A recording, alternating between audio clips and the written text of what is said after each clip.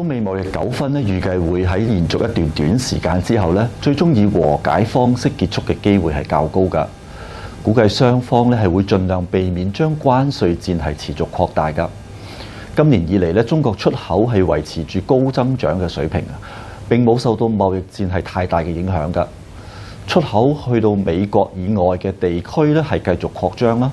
抵消咗出口往美國嘅跌幅㗎。另外咧，現時全球有超過1/3嘅製造業加工值咧係嚟自中國㗎，供應鏈同埋生產力齊備咧係提升中國製造貨品競爭力嘅一大要素嚟㗎。而且咧，而家美國佔中國整體出口嘅比率咧已經跌到去只得1成左右嘅啫。咁加上全球稀土嘅出口咧有80%以上係要依賴中國加工㗎。所以喺未來嘅時間咧，如果美中之間嘅貿易爭拗係重複出現嘅話咧，對美國經濟本身咧都唔係一件好事嚟㗎。咁喺咁嘅前提之下咧，港股對於關稅戰嘅抗跌力咧係變得越嚟越強㗎啦。雖然短線嘅談判未完全明朗啦，或者仍然會引發一啲嘅波動。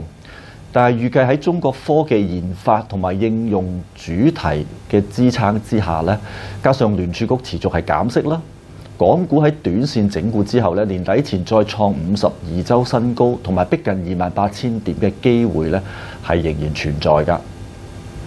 聯儲局喺9月同埋10月減息之後咧，預計喺12月咧仍然有機會再減息一次㗎。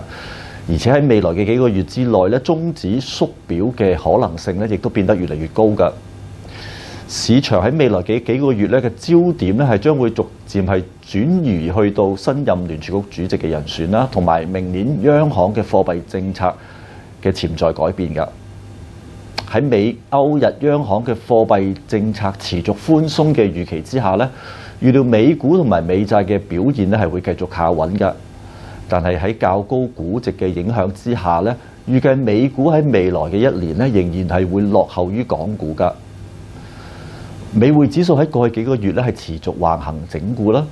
預料喺明年初之前再次轉弱嘅機會係較高㗎。美中嘅貿易戰未有打擊到中國嘅出口啦，雙方嘅和解機會亦都較高啦。咁加上聯儲局係持續減息，同埋全球去美元嘅壓力係持續啦，預計人民幣匯價咧係會繼續向好㗎。美元對人民幣喺年底前咧預料會進一步逼近7.10啦，或者更低嘅水平㗎。咁美歐日嘅貨幣政策同埋財政政策係同時呈現寬鬆，貴金屬價格喺短期整固之後咧，預計喺明年中之前仍然係有機會再創新高㗎。